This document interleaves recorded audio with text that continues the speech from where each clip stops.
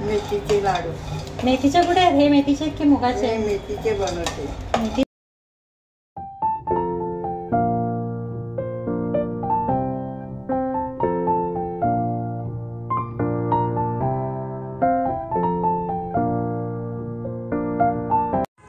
Hello, नमस्कार सगळ्यांना. तर स्वागत आहे तुमचं आमच्या व्लॉगमध्ये. आणि आज आता थंडीचे दिवस सुरू झालेले आहेत आणि आईनं ऑर्डर मिळाली होती मेथीच्या लाडूंची.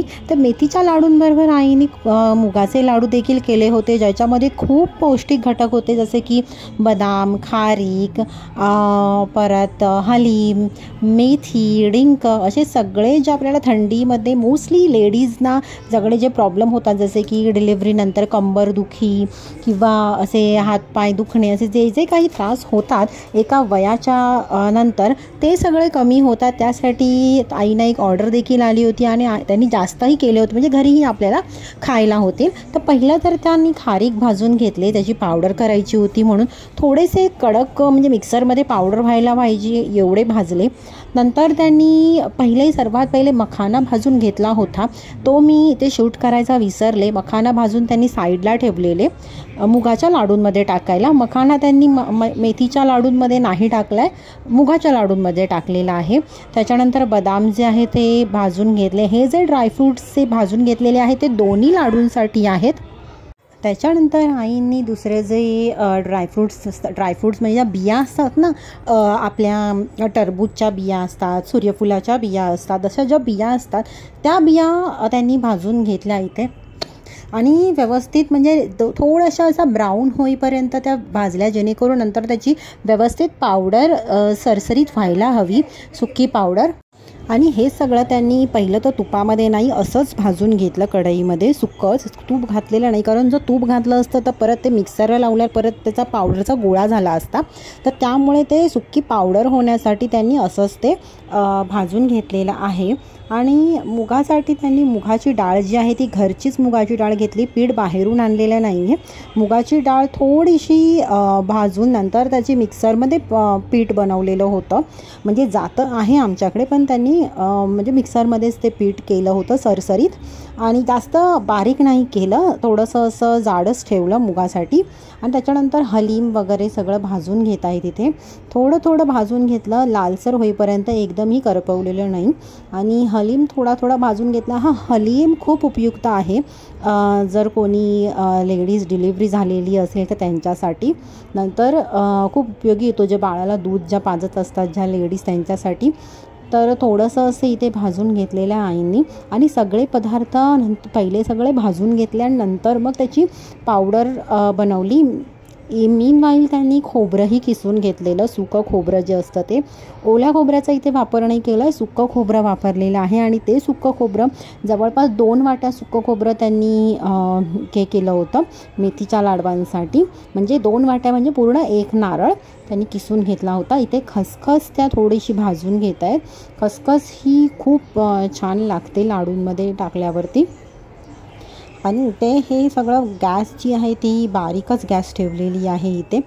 आणि इथे तुम्ही बघू शकता हलीम, आळशी, परत खसखस, सुकं खोबरं, हे सगळं थोडं थोडं भाजून घेतलेलं आहे मंद आचेवरती. आता इथे तूप घालून त्याच्यामध्ये डिंक जो आहे तो भाजून घेत आहे. इकडे कसं होतं, फक्त तूप जे आहे ना ते डिंक फुलवण्यासाठी जास्त लागतं. तुम्ही आता बघाल एवढं तूप घातलेलं आईनी, पण ते सगळं डिंक जसा जसा त्या भाजत होत्या, पूर्ण एक पॅकेट जे असतं 100 ग्रॅमचं, ते पूर्ण त्यांनी म्हणजे भाजलेलं होतं. त्यांना ते दोन्ही लाडूंमध्ये घालायचं होतं, मेथी आणि मुगाच्या. तर त्यांनी ते डिंक जे आहे ते काढून घेतलं, जे फुललेलं होतं. आणि त्याच्यानंतर ते मग मी बारीक केलं, पण मी डिंक मिक्सरला बारीक नाही केलं, पावभाजीचं स्मॅशर जे असतं त्या स्मॅशरने मी दाबून दाबून ते डिंकाची एक पावडर बनवली, एकदम सरसरीत म्हणजे सरसरीत पावडर, जास्तही एकदम बारीक नाही. त्याच्यानंतर आईनी सुका खोबरं जे किसलेलं होतं ते त्यांनी भाजून घेतलं, थोडंसं असं लाल लाल, म्हणजे असं थोडासा असा कलर यायला लागला की ते काढून घेतलं त्यांनी. कारण मला बाकीचं सगळं येतं बनवता, मलाही लाडू नाही जमत हे असे पौष्टिक लाडू जे म्हणतो आपण, ज्यात काय काय टाकलं पाहिजे, किती प्रमाण टाकलं पाहिजे, हे मला तरी अजून नाही समजत. मी आई जे बनवतात ते बघते, पण मी स्वतःहून कधीही ट्राय केलेलं नाही आहे हे लाडू वगैरे असं बनवायला. तर इथे त्यांनी ही जी मी तुम्हाला सांगत होती मुगाच्या डाळीपासून त्यांनी पीठ बनवलं घरच्या घरी, ते हे आहे.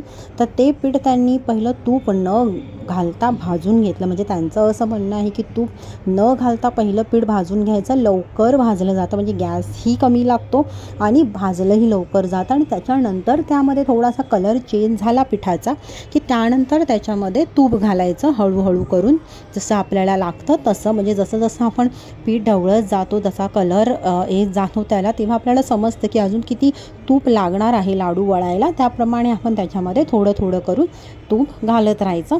तर इकडे माझ्या अंदाजाप्रमाणे जेवढा आपण बेसन लाडूला आपलं पीठ भाजतो, ज्याला म्हणजे तुम्हाला माहितीच असेल की बेसन लाडूसाठी बेसन भाजायला खूप वेळ लागतो, त्याचप्रमाणे मुगाचा जे लाडू वळण्यासाठी पीठ भाजायला वेळ लागतो. सुगंध ऑलमोस्ट मला सेमच येत होता, जसा आपला बेसनाचा लाडू करताना सुगंध येतो तसाच या मुगाच्या पिठाचाही सुगंध तसाच येत होता. तर आईने बराच वेळ, म्हणजे मला वाटतं जवळपास अर्धा ते पाऊण तास त्यांनी बारीक फ्लेम ठेवूनच भाजलेलं आहे. मोठी फ्लेम नाही केली, कारण मोठी फ्लेम केली तर परत ते करपट वास येतो. त्याच्यामुळे त्यांनी ही बारीकच फ्लेम ठेवून मस्तपैकी भाजून घेतलं. आणि त्याच्यानंतर तूप जे आहे ते त्या हळूहळू करून त्याच्यामध्ये घालत गेल्या. तुम्ही आता बघाल पुढे, हे बघा इथे हे तूप त्यांनी हळूहळू त्यांच्या अंदाजाप्रमाणे त्यांनी घालून पीठ जे आहे ते भाजून घेतलेलं आहे.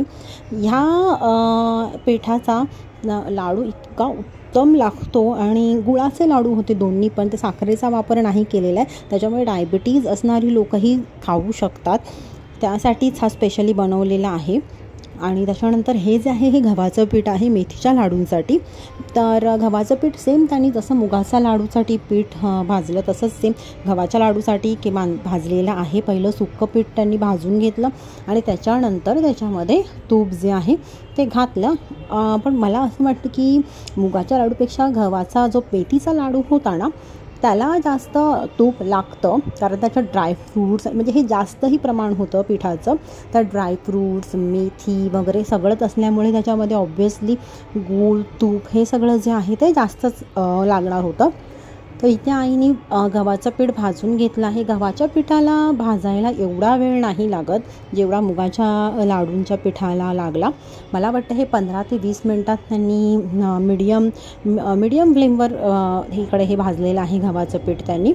आणि व्यवस्थित त्याचा कलर जो आहे ना तुम्ही बघाल पुढे थोडासा असं ना ब्राउनिश होत जातो इथे.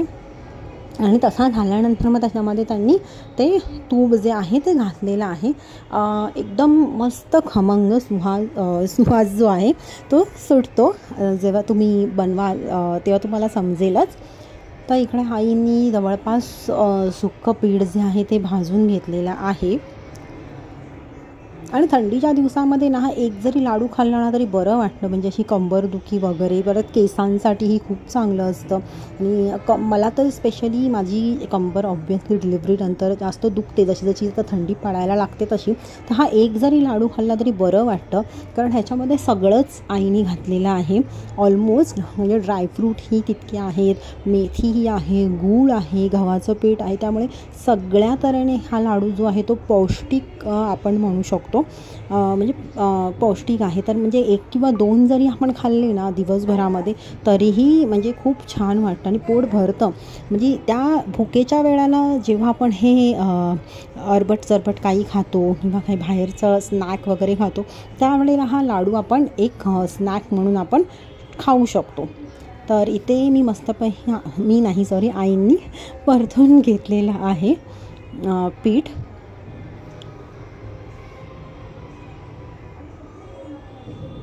त्यानंतर इथे त्यांनी तूप जे आहे ते कडवून घेतलं वाटीमध्ये. कारण थंडी होती त्याच्यामुळे तूप जे आहे ते घट्ट झालेलं होतं आणि घट्टच्या घट्ट तूप नाही घालायचं, कारण ते तसं घातलं तर मग पूर्ण ते असं गोळा होईल आणि सगळ्या पूर्ण आपल्या पिठाला लागणार नाही, मग ते वितळेपर्यंत आपल्याला वाट बघत राहावी लागणार. त्याच्यामुळे त्यांनी पहिलं वितळवून घेतलं आणि त्यानंतर हे पीठ जे आहे ते तुपामध्ये त्यांनी परतून घेतलं. सॉरी थोडासा मेस इथे दिसतोय तुम्हाला, पण ऑब्व्हियसली आपण सुकं पीठ थोडंसं भाजून घेतल्यामुळे ते जरा उडालं गॅसवरती. तर इथे कलर जो आहे तो इथे चेंज झालेला तुम्ही बघू शकत असाल. जसं मी तुम्हाला सांगितलं थोडंसं ब्राउनिश असा कलर येतो जसं जसं आपण गव्हाचं पीठ जे आहे ते भाजत जातो. तर इथे हा ब्राउनिश कलर आलेला आहे. आणि ही जी मेथी आहे याचं मी तुम्हाला एक सांगते, ही जी मेथी आहे ती आईने जवळपास आठवडाभरापूर्वी बारीक करून पूर्ण तुपामध्ये बुडवून ठेवली होती, जेणेकरून जास्त कडवटपणा होऊ नये, मेथीचे गुण जे आहे ते त्या तुपामध्ये उतरावेत. तुम्ही बघू शकत असाल इथे हे तुपामध्ये आईने ज्या तुपामध्ये ही मेथी बारीक करून ठेवली होती आठवडाभर, तीच त्याच्यामध्येच त्या परत थोडंसं भाजून घेतलं त्यांनी मेथी. आणि त्याच्यानंतर जे भाजलेलं आपलं जे गव्हाचं पीठ होतं ते त्यांनी त्याच्यामध्ये घातलेलं आहे. आणि त्याच्यानंतर मग ते सगळं म्हणजे खोबरं किंवा सगळं जे ड्रायफ्रूट ते सगळं तर त्याच्यामध्ये घालणार. इथे आमचं एकच म्हणजे मिस्टेक झाली की कढई जी आहे ती थोडी मोठी घ्यायला हवी होती. इट्स ओके, म्हणजे पहिल्यांदाच एवढ्या प्रमाणात केल्यामुळे तो अंदाज नाही आला, पण नंतर नेक्स्ट टाईमला नक्कीच मोठी कढईचा वापर करू. आमच्याकडे आहे मोठी कढई, पण कसं गॅसवर ती मोठी कढई ठेवून करायला थोडंसं कठीण जातं, त्यामुळे ही कढई वापरलेली आहे. इथे हा गूळ, जसं मी तुम्हाला सांगितलं, हे जे लाडू जे आहेत ते साखरेचे नाही आहेत, गुळाचे आहेत. तर गूळ आणि थोडंसं तूप आईने घालून तो गूळ जो आहे तो पहिला वितळवून घेतला. आणि तो गूळ वितळवून घेतला आणि तो हे दोन्ही लाडवांसाठी त्यांनी हा गूळ म्हणजे घेतलेला आहे. आणि तो वितळवून त्यांनी घेतला, हळूहळू थोडा करून तो गूळ त्यांनी घेतला. तर सगळा एकसाथ नाही घातला आहे त्यांनी, पहिला थोडा गूळ वितळवून घेतला, नंतर थोडा असं एक दोनदा त्यांनी ती क्रिया केली. आणि त्याच्यानंतर मग हे तुम्हाला बघू शकता तुम्ही, हे जे मिश्रण आहे सगळं ड्रायफ्रूट, खोबरं, गव्हाचं पीठ, मेथी सगळं ह्याच्यामध्ये आहे, सगळे पौष्टिक पदार्थ आहे. आईने वितळवलेल्या गुळामध्ये पहिलं हे मेथीचं जे मिश्रण आहे ते घातलेलं आहे. आणि त्यांनी ते व्यवस्थित गव्हाच्या पिठाचं घेतलेलं आहे. आणि ते पूर्ण त्यांनी त्या मेथीमध्ये परतून घेत आहेत त्या. आणि इथे तुम्ही बघू शकता, इथे माझे मुगाचे लाडू वळणं चाललेलं आहे.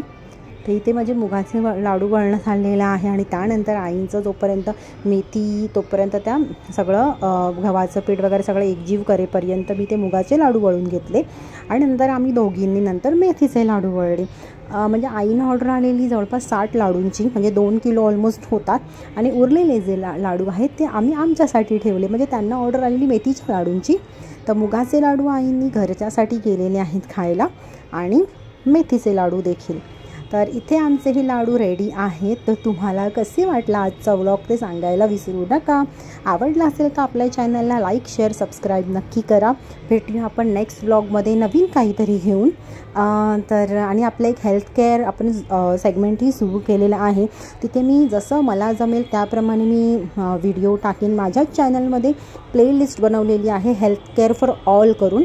तर तिकडेही तुम्ही जाऊन तिकडे तुमच्या आवडीचे हेल्थ केअर रिलेटेड जो विषय काही आवडत असेल तुम्हाला, तर तिकडे जाऊन तेही व्हिडिओ तुम्ही बघू शकता. भेटूया आपण नेक्स्ट व्लॉगमध्ये. Bye bye. Thank you for watching.